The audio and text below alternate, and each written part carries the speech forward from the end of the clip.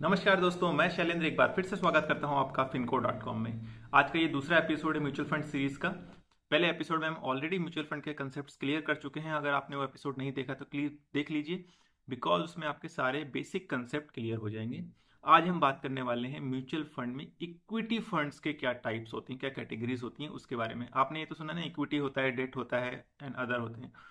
तो इक्विटी में भी अलग अलग टाइप्स होते हैं और अलग अलग रिस्क होता है। तो ये वीडियो जरूर देखिए। इसको देखने के बाद आपका बिल्कुल कंसेप्ट क्लियर हो जाएगा कि इक्विटी में भी आपको अगर इन्वेस्ट करना है तो किस फंड में इन्वेस्ट करें, किसमें कितना रिस्क होता है, ये सब क्लियर हो जाएगा। हम टॉपिक क्या कवर करेंगे पहले वो बता देता हूँ। हम कवर करेंगे पैसिव एंड एक्टिव फंड्स, हम कवर करेंगे diversified equity funds, then equity fund based on market capitalization, equity fund based on industries और sectors, equity fund based on themes and equity fund based on investment style. और इसके साथ साथ ESI के बारे में थोड़ा सा जानेंगे। तो आइए शुरू करते हैं, क्योंकि इन सब का अलग अलग कैटेगराइजेशन है, अलग अलग रिस्क कैटेगरी होती है, तो आप जरूर देखिएगा। शुरू करते हैं। पहले बात करते हैं पैसिव एंड एक्टिव फंड्स की। तो पैसिव फंड क्या होते हैं? जो ये फंड का जो कंट्रीब्यूशन होता है इंडेक्स में, किसी शेयर का जितना कंट्रीब्यूशन है किसी इंडेक्स में, जैसे कि इंडेक्स है आपका निफ्टी इंडेक्स है या सेंसेक्स इंडेक्स है, उनमें जो भी कंट्रीब्यूशन होगा कंपनी के स्टॉक का, उतने ही कंट्रीब्यूशन में ये म्यूचुअल फंड उसमें इन्वेस्ट करते हैं पर शेयर में। ठीक है। तो इसका जो रिटर्न होता है, जो इंडेक्स का रिटर्न होता है, उस तक ही होता है, उससे ज्यादा नहीं जाएगा पैसिव फंड में। इसमें एक बार लगा दिया उसको, फिर चिंता नहीं करनी है, उसी प्रोपोर्शन में ये रहेगा। ठीक है, इसमें इन्वेस्ट। अब एक्टिव फंड क्या होगा? एक्टिव फंड में जो फंड मैनेजर होगा वो एक्टिवली चेंज करता रहेगा इन्वेस्टमेंट इन डिफरेंट स्टॉक्स, और इसका जो ऑब्जेक्टिव होता है वो निफ्टी या सेंसेक्स जो भी इंडेक्स है उससे हाइयर रिटर्न देने का होता है। तो एक्टिवली चेंज करता है कि जो इंडेक्स का जो रिटर्न है उससे हाइयर रिटर्न आपको मिले। तो अगर आप हाइयर रिटर्न चाहते हैं तो आप इक्विटी में एक्टिव फंड में डाल सकते हैं, इन्वेस्ट कर सकते हैं। इसमें थोड़ा सा हाइयर रिस्क रहेगा, but here you will get more return than the index. जो निफ्टी या सेंसेक्स के जो भी इंडेक्स हो उसके रिटर्न से आपको ज्यादा मिलेगा। अब बात करते हैं diversified equity funds. Diversified equity funds क्या होते हैं? ये भी इक्विटी में ही इन्वेस्ट होगा, लेकिन डाइवर्सिफाइड सेक्टर्स, अलग अलग सेक्टर्स की कंपनीज ली जाएंगी, अलग अलग मार्केट कैपिटलाइजेशन वाली, large cap, mid cap, small cap, सबको मिला के मिक्सचर होगा इसमें डाइवर्सिफाइड में। अब क्या है, अगर इकोनॉमी में स्लो डाउन आता है, तो स्लो डाउन आता है तो पूरा का पूरा शेयर मार्केट डाउन होता है, सब डाउन हो गया। इसी तरीके से म्यूचुअल फंड भी डाउन हो जाएंगे अगर इकोनॉमी में स्लो डाउन आएगा, तो उसमें तो होना ही होना है। बट अगर किसी सेक्टर में स्लो डाउन आ गया तो डाइवर्सिफाइड इक्विटी फंड जो होते हैं वो सेक्टर में स्लो डाउन आ गया लेकिन ये डाइवर्सिफाइड है, तो इसमें उतना ज़्यादा गिरावट नहीं आएगी जितना कि सेक्टोरल वाले में आएगी। तो डाइवर्सिफाइड में आपका रिस्क भी डाइवर्सिफिकेशन हो जाता है और रिस्क कम होता है, आपको रिटर्न, एवरेज रिटर्न मिल जाता है स्लो डाउन इकोनॉमी के केस में। तो डाइवर्सिफाइड उनके लिए अच्छा है जो अपना रिस्क डाइवर्सिफाई करना चाहते हैं। अब बात करें मार्केट कैपिटलाइजेशन की। तो मार्केट कैपिटलाइजेशन के आधार पर large cap, mid cap and small cap में कैटेगराइजेशन होता है, ये आपको पता होगा अगर आप बेसिक म्यूचुअल फंड जानते हैं। अब किसमें कितना कंट्रीब्यूशन होना चाहिए कि कहलाए लार्ज कैप, मिड कैप या स्मॉल कैप, जानते हैं। तो लार्ज कैप कंपनीज पहले वो होंगी जो एमफी की जो लिस्ट बनाई जाती है स्टॉक्स की, तो टॉप 100 की जो कंपनीज होती हैं वो जो उस लिस्ट में होती हैं, टॉप 100 की लिस्ट में, उस कंपनी को बोला जाता है on the basis of their market capitalization, these are large cap companies. ठीक है। और अगर लार्ज कैप का कैटेगराइजेशन होना है तो कम से कम 80% of the investment should be in these stocks. Large cap companies के स्टॉक में 80% इन्वेस्टमेंट होना चाहिए, तभी वो फंड लार्ज कैप फंड कहलाएगा। दूसरा होता है मिड कैप।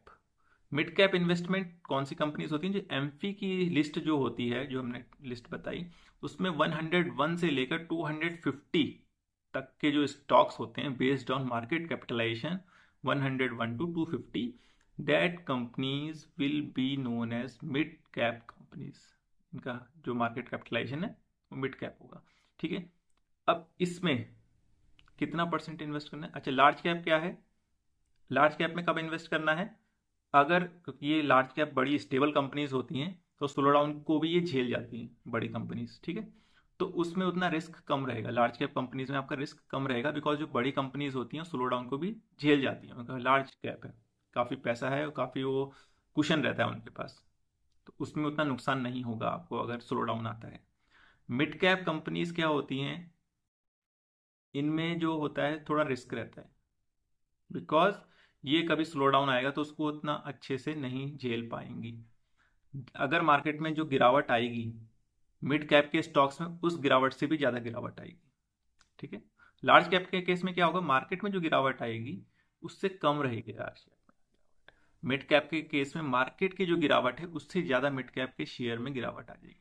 तो मिड कैप में अगर आप इन्वेस्ट करते हैं तो रिस्क थोड़ा ज़्यादा रहेगा लार्ज कैप कंपनीज के केस से ज़्यादा।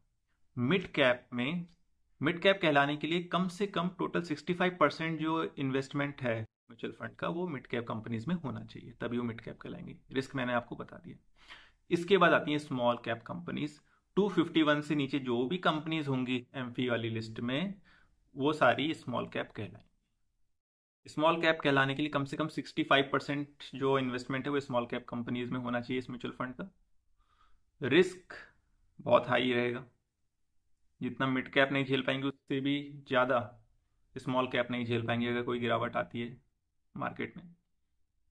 बट रिस्क भी ज़्यादा है, बट रिटर्न्स भी इसमें ज़्यादा हो सकते हैं, बिकॉज ये स्मॉल कैप होती है कि ग्रोथ के चांसेस ज़्यादा होते हैं। तो आपका रिस्क भी है एंड ग्रोथ भी है। तो अगर आप हाई रिस्क लेना चाहते हैं और ग्रोथ चाहते हैं तो you can invest in small cap companies. अब क्या होता है, एक मिक्सचर होता है लार्ज एंड मिड कैप का। लार्ज एंड मिड कैप का भी मिक्सचर होता है, तो दोनों का कम से कम 35% अगर इन्वेस्ट करती हैं तो वो लार्ज एंड मिड कैप कहलाता है। तो आपका रिस्क डाइवर्सिफाई हो जाता है उसमें। एक होता है मल्टी कैप। मल्टी कैप में large cap, small cap and medium cap तीनों में होता है। तीनों में कम से कम 25-25% का जो है कंट्रीब्यूशन होना चाहिए म्यूचुअल फंड का, तब जाके वो मल्टी कैप कहलाता है। तो मल्टी कैप में भी आप डाल सकते हैं अगर आपको अपना रिस्क डाइवर्सिफाई करना है, क्योंकि इसमें क्या करेगा, लार्ज कैप आपका जो पोर्शन है वो स्लो डाउन के समय काम करेगा। मिड कैप एंड जो स्मॉल कैप है वो आपका हायर जब रिटर्न मिल रहे हैं उस समय काम करेगा। तो बैलेंस हो जाएगा आपका इसमें।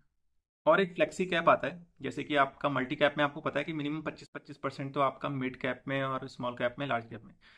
फ्लेक्सी कैप में कोई कैप नहीं होता है, कितना भी पोर्शन ही किसी भी कैप में डाल सकते हैं। तो आपको नहीं पता है कितना डालेंगे, थोड़ा रिस्क रह रहा है, ज़्यादा रिस्क रह सकता है इसमें। तो मैं आपको सजेस्ट यही करूँगा कि आप देखभाल के मल्टी कैप में डाल सकते हैं अगर आपको मीडियम रिस्क चाहिए तो।